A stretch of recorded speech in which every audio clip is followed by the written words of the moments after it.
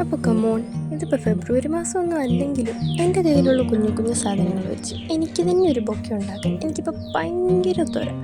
So let's get start. First of all, ഇതിൻ്റെ voice over ചെയ്യാൻ എൻ്റെ ചുറ്റോട്ട് എന്നെ അങ്ങോട്ട് അനുവദിക്കുന്നില്ല. ആയതിനാൽ ബാക്ക്ഗ്രൗണ്ടിൽ നിന്ന് പല പല സൗണ്ടുകൾ കേൾക്കും. Never mind. പോട്ടെ, നമുക്ക് നമ്മുടെ ബൊക്കെ ഉണ്ടാക്കാം. എൻ്റെ ഒരു വലിയ കാർഡ്ബോർഡ് കിട്ടാത്തത് കൊണ്ട് 2 ചെറിയ കാർഡ്ബോർഡ് ഒരുമിച്ച് വെച്ച് ഒട്ടിച്ചിട്ടാണ് ഈ ഒരു പരിപാടി ചെയ്യുന്നത്. അതിലേക്ക് ഇതുപോലൊരു ഹാർട്ട് ഷേപ്പ് വരച്ച് ഇതുപോലൊന്ന് കട്ട് ചെയ്തെടുക്കുക. ഇതിൻ്റെ അകത്താണ് എനിക്ക് പൊട്ടിക്കേണ്ടത്. ഈ പൂവിന് വേണ്ടി ഞാനിവിടെ യൂസ് ചെയ്യുന്നത് ക്രേപ്പ് പേപ്പറാണ്. ക്രേപ്പ് പേപ്പർ അറിയാൻ മേലാത്ത കാര്യമില്ലല്ലോ.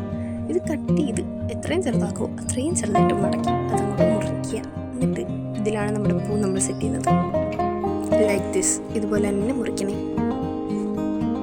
അടുത്ത് പൂ ഒട്ടിക്കണം. പൂ ഒട്ടിക്കാൻ വലിയ ടാസ്ക്കുള്ള പൂവൊന്നുമില്ല, സിമ്പിളാണ്. ഇതെടുക്കുക, ചുരുട്ടുക, അങ്ങോട്ടേക്ക് പശ തേക്കുക, ഒട്ടിക്കുക.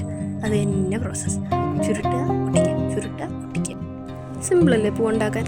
എന്നിട്ട് ഇത് മൊത്തത്തിൽ പൂവാക്കി എടുക്കുക. ഇപ്പോൾ ഒരു ഷേപ്പ് കാണില്ല, അതുകൊണ്ട് നമ്മൾ അതിൻ്റെ അറ്റവശമൊക്കെ ഒന്ന് കട്ട് ചെയ്ത് ഇതിനെ ഒന്നൊരു ഹൃദയമാക്കി എടുക്കണം.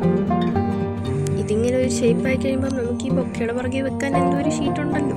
ആ ഷീറ്റ് എൻ്റെ കയ്യിലില്ല. ഞാൻ തുടക്കത്തിലേ പറഞ്ഞത് എനിക്കുള്ള സാധനമാണ്.